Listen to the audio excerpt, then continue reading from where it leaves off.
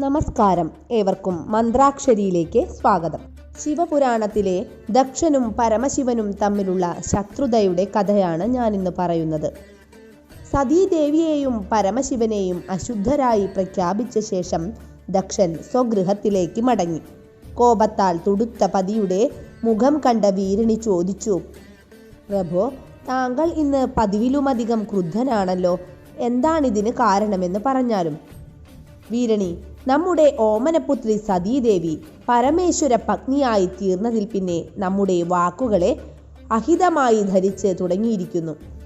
പുലിത്തോൽധാരിയായ അവന് നമ്മുടെ മകളെ നൽകിയതിൽ ഞാനിന്ന് പശ്ചാത്തപിക്കുന്നു. കൈകൾ കൂട്ടിത്തിരുമ്മിക്കൊണ്ട് ദക്ഷ പ്രജാപതി പറഞ്ഞു. നാഥ, അങ്ങനെ പറയരുതേ, വീരണി അപേക്ഷിച്ചു.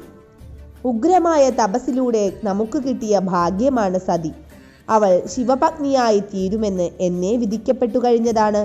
പ്രഭോ, ഭഗവാൻ പരമശിവൻ ആശ്രിത വത്സലനും വരദായകനുമാണ്. അദ്ദേഹത്തെ നിന്ദിക്കാതിരുന്നാലും. ദേവി, ഇക്കാര്യത്തിൽ നിന്റെ ഉപദേശം എനിക്ക് ആവശ്യമില്ല. അഹങ്കാരിയായ ശിവൻ ബ്രഹ്മദേവന്റെ ശിരസ് നുള്ളിയെടുത്ത് ഇന്ന് കപാലിയായി നടക്കുന്നു. അശുദ്ധനായ അവന്റെ പത്നി എന്നതിനാൽ സതിയും അശുദ്ധയാണ്. അവരെ സംബന്ധിച്ച യാതൊരുവിധ വസ്തുതയും എനിക്കറിയേണ്ടതില്ല. ഉഗ്രമായി ഇങ്ങനെ കൽപ്പിച്ച ശേഷം ദക്ഷപ്രജാപതി അന്തഃപുരത്തിനുള്ളിൽ പ്രവേശിച്ചു. ആയിടയ്ക്ക് ഒരു നാൾ പ്രജാപതികളെല്ലാവരും ചേർന്ന് ഒരു യാഗം നടത്താൻ നിശ്ചയിച്ചു. ബ്രഹ്മ, വിഷ്ണു, മഹേശ്വരന്മാരും അസംഖ്യം ദേവകളും പ്രജാപതികളും യാഗസ്ഥലത്ത് സന്നിഹിതരായി. യാഗം ആരംഭിക്കുന്നതിന് തൊട്ടു മുൻപ് തന്നെ ദക്ഷ പ്രജാപതി യാഗഭൂമിയിലേക്ക് എഴുന്നള്ളി. പ്രജാപതിയെ കണ്ടയുടൻ തന്നെ ദേവകളും മറ്റ് പ്രജാപതികളും എഴുന്നേറ്റ് കൈകൂപ്പി. ശബ്ദകോലാഹലങ്ങൾ കേട്ട മഹേശ്വരനാകട്ടെ അങ്ങോട്ടൊന്ന് നോക്കിയ ശേഷം സ്വകൃത്യങ്ങളിൽ വ്യാപൃതനായി. തൻ്റെ ജാമാതാവ് കൂടിയായ പരമശിവന്റെ അനാദരവ് ദക്ഷനെ കുപിതനാക്കി. അസംഖ്യം ദേവകളും പ്രജാപതികളും വണങ്ങുന്ന തന്നെ ജാമാതാവ് ബഹുമാനിക്കുന്നില്ലെന്ന് വന്നാലോ? അപമാനഭാരത്താൽ ദക്ഷന്റെ ശിരസ് കുനിഞ്ഞുപോയി. യാഗവേദിയിൽ വിളങ്ങുന്ന ബ്രഹ്മാവിനെയും മഹാവിഷ്ണുവിനെയും നമസ്കരിച്ച ശേഷം ദക്ഷൻ ഉടൻ തന്നെ അവിടെ നിന്നും മടങ്ങി. ജാമാതാവിനാൽ അപമാനിതനായ ദക്ഷന് യാഗത്തിൽ പങ്കെടുക്കുന്നതിൽ താൽപ്പര്യം നഷ്ടപ്പെട്ടു കഴിഞ്ഞിരുന്നു. എന്നാൽ പരമശിവനോടുള്ള പകയും വിദ്വേഷവും ദക്ഷപ്രജാപതിയുടെ ഉള്ളിൽ വളർന്നു വന്നു. തന്നെ നിറഞ്ഞ സദസ്സിന് മുന്നിൽ വെച്ച് അപമാനിച്ച ശിവശങ്കരനോട് പ്രതികാരം ചെയ്തേ മതിയാകുകയുള്ളൂ. അഹങ്കാരിയായ ശിവന്റെ എല്ലാ ഗർവും ഞാൻ ഉടനടി ഇല്ലാതാക്കുക തന്നെ ചെയ്യുമെന്ന് ദക്ഷൻ ദൃഢനിശ്ചയം ചെയ്തു. അങ്ങനെ ദക്ഷനും പരമശിവനും തമ്മിലുള്ള ശത്രുത വർദ്ധിച്ചു. പ്രജാപതികളുടെ യാഗത്തിൽ പങ്കെടുക്കാതെ മടങ്ങി വന്ന ദക്ഷ പ്രജാപതിയുടെ മനസ്സിൽ ശിവനോടുള്ള പക കനലുകളായി കിടന്നു. ശിവശങ്കരനെ അവഹേളിക്കാൻ എന്താണ് ഉപാധി? ദക്ഷൻ ആലോചനയിലായി. യാഗഭൂമിയിൽ വച്ചായിരുന്നുവല്ലോ പരമശിവൻ തന്നെ അവഹേളിച്ചത്. ആ നിലയ്ക്ക് മറ്റൊരു യാഗത്തിലൂടെ പകരം ചോദിക്കുക തന്നെ വേണമെന്ന് ദക്ഷൻ നിശ്ചയിച്ചുറച്ചു. അനന്തരം ദക്ഷൻ ബൃഹസ്പതി സവനം എന്ന യാഗത്തിനുള്ള ഒരുക്കങ്ങൾ തുടങ്ങി. യാഗത്തിന് ആഴ്ചകൾക്ക് മുമ്പ് തന്നെ ദക്ഷന്റെ സന്ദേശവാഹകർ ത്രിലോകങ്ങളിലും സഞ്ചരിച്ച് യാഗത്തിനുള്ള ക്ഷണപത്രം നൽകി. ആ അവസരത്തിൽ നാരദൻ കൈലാസത്തിൽ വന്നു ചേർന്നു. പരമശിവനും പത്നിയും മഹർഷിയെ സ്വീകരിച്ചിരുത്തി കുശലാന്വേഷണം നടത്തി. മഹർഷേ, പറഞ്ഞാലും എന്താണ് ലോകവാർത്തകൾ? വിശേഷങ്ങൾ നിരവധിയാണ്. അല്ല, ദേവി കാര്യങ്ങൾ അറിഞ്ഞില്ലെന്നു തോന്നുന്നു. സതീദേവിയെ നോക്കിക്കൊണ്ട് നാരദൻ സംശയം പ്രകടിപ്പിച്ചു. എന്താണ് മഹർഷിയെ കാര്യം? താങ്കൾ എന്ത് വസ്തുതയാണ് എന്നിൽ നിന്നും ഒളിപ്പിക്കാൻ ശ്രമിക്കുന്നത്?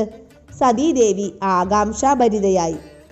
ദേവി, അവിടുന്ന് എന്നെ കളിയാക്കുകയാണല്ലോ. എങ്കിൽ പറയാം. അവിടുത്തെ പിതാവായ ദക്ഷ പ്രജാപതി ബൃഹസ്പതി സവനം എന്ന യാഗം അനുഷ്ഠിക്കാൻ പോകുന്നു. ത്രിലോകങ്ങളിലുമുള്ള സർവരെയും ക്ഷണിച്ചു കഴിഞ്ഞു.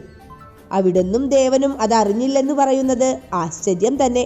നാരദൻ അത്ഭുതം കൂറി. സതീദേവി അക്ഷരാർത്ഥത്തിൽ ഞെട്ടിപ്പോവുക തന്നെ ചെയ്തു. അച്ഛൻ നടത്തുന്ന മഹത്തായ യാഗം മറ്റൊരാൾ വഴിയാണല്ലോ താൻ അറിഞ്ഞത്. സമസ്ത ലോകവാസികളെയും ക്ഷണിച്ചിട്ടും എന്തേ തന്നെയും ഭർത്താവായ ശങ്കരനെയും ക്ഷണിച്ചില്ല? ദേവിയുടെ ഭാവാദികൾ കണ്ട നാരദൻ അനുനയത്തിൽ ഇങ്ങനെ പറഞ്ഞു: ദേവി, ഇതിൽ എന്തിനിത്രയധികം കുണ്ഠിതപ്പെടുന്നു? ദക്ഷഗൃഹം അവിടുത്തെ പിതൃഭവനം തന്നെയല്ലേ? അവിടെ പോകാൻ ആരെങ്കിലും ക്ഷണിക്കേണ്ടതുണ്ടോ? ശരി ശരി, ഇനിയെല്ലാം ദേവിയുടെയും ഈശന്റെയും ഇഷ്ടം. ഞാൻ യാത്രയാകുന്നു. നാരദൻ യാത്രാനുവാദം വാങ്ങി. നാരദൻ യാത്രയായ ശേഷം സതീദേവി പരമശിവനോട് ചോദിച്ചു: പ്രിയനെ, അവിടുന്ന് കേട്ടില്ലേ? എൻ്റെ പിതാവായ ദക്ഷപ്രജാപതി യാഗം നടത്തുന്നു. പക്ഷേ നമുക്ക് മാത്രം ക്ഷണം ലഭിച്ചിട്ടില്ല. നാഥ, നമുക്ക് യാഗത്തിൽ പങ്കുകൊള്ളേണ്ടേ? സതി, ദക്ഷപ്രജാപതി നമ്മെ ക്ഷണിച്ചിട്ടില്ലാത്തതിനാൽ ആ യാഗത്തിൽ പങ്കെടുക്കാൻ നാം അർഹരല്ല. പരമശിവൻ സതിയെ നിരുത്സാഹപ്പെടുത്തി. നാഥ, പിതൃഭവനത്തിൽ പോകാൻ ക്ഷണത്തിന്റെ ആവശ്യമില്ലെന്ന് നാരദനും പറഞ്ഞില്ലേ? ദേവാ, ആ ഭവനത്തിൽ നിന്നും കൈലാസത്തിലേക്ക് വാസമാക്കിയതിൽ പിന്നെ മാതാവിനെയും കണ്ടിട്ടില്ല. എനിക്ക് അമ്മയെയും സഹോദരിമാരെയും കാണാനും ആഗ്രഹമുണ്ട്. നമുക്ക് യാഗത്തിൽ പങ്കെടുക്കാം ദേവ. സതി നിർബന്ധ ബുദ്ധിയായി തീർന്നു. ദേവി, നിന്റെ പിതാവായ ദക്ഷൻ ഈ യാഗം നടത്തുന്നത് തന്നെ നമ്മെ അപമാനിക്കാൻ വേണ്ടിയാണ്. ആ സത്യം അറിഞ്ഞുകൊണ്ട് അവിടേക്ക് പോകാൻ ഞാൻ തയ്യാറല്ല. ദേവി ഇക്കാര്യത്തിൽ എൻ്റെ അനുവാദം തേടേണ്ടതുമില്ല. പരമശിവൻ ഉറപ്പിച്ചു പറഞ്ഞു. എന്നാൽ യാഗത്തിൽ പങ്കെടുത്തേ മതിയാകൂവെന്ന് സതി തീർച്ചയാക്കി കഴിഞ്ഞിരുന്നു. സ്വഭവനത്തിലേക്ക് പോകാൻ ക്ഷണം വേണ്ടതില്ല, അവൾ ചിന്തിച്ചുറച്ചു. യാത്രയ്ക്കുള്ള ഒരുക്കങ്ങളെല്ലാം പൂർത്തിയാക്കിയ സതി ഭർത്താവിനോട് യാത്രാനുമതി തേടി. പ്രിയേ, നീ അപമാനിതയാകാൻ പോകുകയാണെന്ന് അറിയുന്നതിൽ എനിക്ക് ദുഃഖമുണ്ട്. യാഥാർത്ഥ്യം പറഞ്ഞാൽ മനസ്സിലാക്കാൻ ഇപ്പോൾ നിന്റെ നിർബന്ധ ബുദ്ധി നിന്നെ അനുവദിക്കുന്നുമില്ലല്ലോ. പോവുക, അനുഭവത്തിലൂടെ സത്യം അറിയുക. ഭഗവാൻ സതീദേവിയെ യാത്രയാക്കി. പരിഭവത്താൽ സതീദേവിയുടെ മുഖം കറുത്തു. അവൾ തൻ്റെ തോഴിമാരുമായി ദക്ഷന്റെ യാഗസ്ഥലത്തേക്ക് നടകൊണ്ടു. മാതാപിതാക്കളെയും സഹോദരിമാരെയും കാണാനുള്ള ആഗ്രഹവും പിതാവ് അനുഷ്ഠിക്കുന്ന പ്രമുഖ യാഗത്തിൽ പങ്കെടുക്കുവാൻ പോകുന്നതിനുള്ള അഭിമാനവും സതീദേവിയുടെ മുഖത്ത് വിടർന്നു നിന്നു. അവൾ ഉല്ലാസത്തോടെ യാഗസ്ഥലത്തെത്തി. യാഗഭൂമി വിശിഷ്ട അതിഥികളാൽ നിറഞ്ഞിരുന്നു. ബ്രഹ്മാവ്, മഹാവിഷ്ണു, ദേവഗണങ്ങൾ, ഋഷികൾ, പ്രജാപതികൾ തുടങ്ങിയവർ അവിടെ ഉപവിഷ്ടരായിരുന്നു. സതീദേവി ബ്രഹ്മാവിനെയും മഹാവിഷ്ണുവിനെയും വന്ദിച്ചു. അനന്തരം അവൾ മാതാവിന്റെ സമീപത്തേക്ക് നീങ്ങി. അനുവാദം കൂടാതെ യാഗഭൂമിയിൽ പ്രവേശിച്ചത് ആരാണ്? എൻ്റെ യാഗസ്ഥലം അശുദ്ധമാക്കാൻ ആരെയും ഞാൻ അനുവദിക്കുന്നതല്ല. നിൽക്കവിടെ. ഉഗ്രാജ്ഞ കേട്ട് സതീദേവി നടുങ്ങിപ്പോയി. അവൾ ശബ്ദം കേട്ട ഭാഗത്തേക്ക് നോക്കി. സൂര്യനെ പോലെ ജ്വലിച്ചു നിൽക്കുന്ന ദക്ഷപ്രജാപതിയെ അവൾ കണ്ടു. ഉടൻ തന്നെ സതീദേവി അദ്ദേഹത്തിന്റെ പാദങ്ങളിൽ നമസ്കരിക്കാനാഞ്ഞു. എന്നാൽ അവളുടെ വിരൽ സ്പർശം തൻ്റെ പാദങ്ങളിൽ പതിക്കാതിരിക്കത്തക്കവണ്ണം ദക്ഷൻ അകന്നുമാറി. ഹേ നീചസ്ത്രീയെ, നിന്നോട് ഞാൻ ചോദിച്ചില്ലേ എന്തിനിവിടെ വന്നുവെന്ന്? നിന്നെ ആരാണ് ഇവിടെ ക്ഷണിച്ചത്? ദക്ഷൻ വീണ്ടും അന്വേഷിച്ചു. അച്ഛാ, അവിടുന്ന് എന്താണ് അപരിചിതനെ പോലെ പെരുമാറുന്നത്? ഞാൻ അവിടുത്തെ പുത്രിയല്ലേ? അവിടുന്ന് നടത്തുന്ന യാഗത്തിൽ എനിക്ക് ക്ഷണമില്ലാതെ പ്രവേശിച്ചുകൂടെ? സതീദേവിയുടെ കണ്ണുകൾ നിറഞ്ഞു തുടങ്ങി. ഇല്ല, നിനക്കിവിടം നിഷിദ്ധമാണ്, ദക്ഷപ്രജാപതി ഉഗ്രസ്വരത്തിൽ തുടർന്നു. നീ നോക്കുക, ഇവിടെ എത്തിയിരിക്കുന്നവർ സാമാന്യരാണോ? ബ്രഹ്മാവ്, മഹാവിഷ്ണു, പ്രജാപതികൾ, മഹർഷിമാർ. അവർ ഭൂമിക്ക് ആനന്ദവും ഐശ്വര്യവും പ്രദാനം ചെയ്യുന്നവരാണ്. നിന്റെ യോഗ്യത എന്താണ്? പറയൂ, കേൾക്കട്ടെ. അച്ഛാ, ഞാൻ മഹാനായ ദക്ഷപ്രജാപതിയുടെയും വീരണി മാതാവിൻ്റെയും പുത്രിയല്ലേ? ദേവമൂർത്തികളിൽ ശ്രേഷ്ഠനായ പരമശിവനല്ലേ എൻ്റെ പതി? ഇതിൽ കവിഞ്ഞ മറ്റെന്ത് ശ്രേഷ്ഠതയാണ് എനിക്കും ഈ ലോകത്തിനും വേണ്ടത്? അഭിമാനത്താൽ സതീദേവിയുടെ ശിരസ്സുയർന്നു.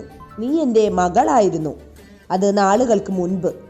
പക്ഷേ നീ അഭിമാനത്താൽ എടുത്തു പറഞ്ഞ നിന്റെ പതിയുണ്ടല്ലോ, ആ കപാലി, അവൻ്റെ യോഗ്യതകൾ വിശേഷം തന്നെ. ദേവമൂർത്തികളോട് അവനെ സാദൃശ്യപ്പെടുത്തി ആ വിശിഷ്ടരുടെ മഹത്വം നീ കെടുത്താതിരിക്കുക. പുലിത്തോലും ധരിച്ച് സർപ്പാഭരണങ്ങളുമായി നടക്കുന്ന നിന്റെ പതി പരമേശ്വരൻ അശുദ്ധനാണ്. അവന്റെ പത്നിയായതോടെ നീയും അശുദ്ധയായി കഴിഞ്ഞു. നിന്റെ സാന്നിധ്യത്താൽ പരിപാവനമായ ഈ യാഗഭൂമി അശുദ്ധമാക്കാതെ നീ കടന്നുപോവുക. ദക്ഷ പ്രജാപതി ആജ്ഞാപിച്ചു. മഹാപ്രഭോ, അവിടുന്നിങ്ങനെ ഉഗ്രപ്രതിജ്ഞനാകാതിരുന്നാലും നമ്മുടെ മകളെ സ്വീകരിക്കുക. ഭർത്താവ് ചെയ്യുന്ന കർമ്മങ്ങളിൽ ഇവൾ എങ്ങനെ പങ്കാളിയാകും? വീരണി ഭർത്താവിനെ അനുനയിപ്പിക്കാൻ ശ്രമിച്ചു. ദക്ഷൻ അമർഷം വഴിയുന്ന കണ്ണുകളോടെ വീരണിയെ തടഞ്ഞുകൊണ്ട് പറഞ്ഞു, ദേവി, ഇക്കാര്യത്തിൽ എനിക്ക് നിന്റെ നിർദ്ദേശവും ഉപദേശവും ആവശ്യമില്ല.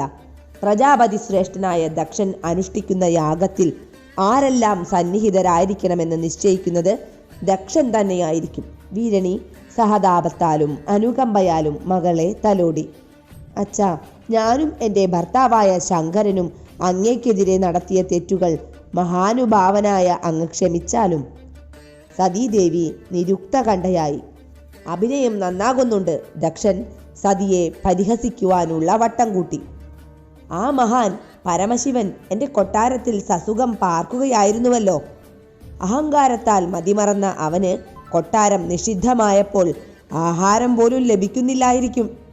എന്താ മകളെ, യാഗാനന്തരം ലഭിക്കുന്ന ഭിക്ഷ സ്വീകരിക്കാനാണോ നിന്നെ അവൻ ഇങ്ങോട്ടയച്ചത്?